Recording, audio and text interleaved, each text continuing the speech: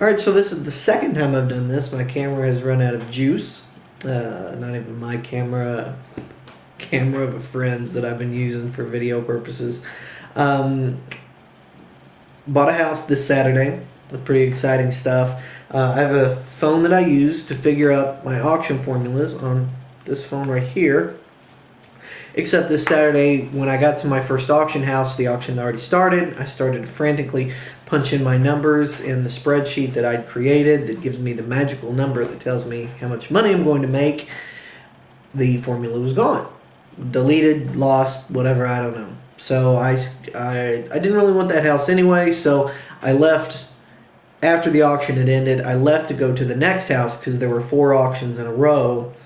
That was the second one. I went to the third one, and beat up house, been abandoned. The city had taken it, but it was in a really nice neighborhood. And so I decided that this would be one that I would like to have. Of course, I didn't have my calculations, couldn't come up with a number, and so I called home. JJ was on the computer. I told her, I said, search for this formula. I know I've created it in a spreadsheet somewhere. She finally found it in Google Docs where I had stored it at one point in time. And so she's punching in the numbers that I'm telling her to punch in. I don't know if this is right. I know that I probably didn't use it because I wasn't sure if it was going to work. But she started punching numbers in. The numbers sounded okay. So I started to...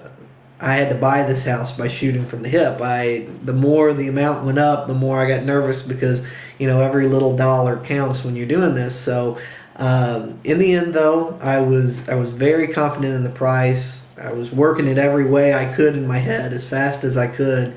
And in the end, I ended up getting a house. I put it under contract. So what I'm going to do over the next month, I'm going to try and close on it by the end of this month. What I'm going to do is I'm going to be videoing this.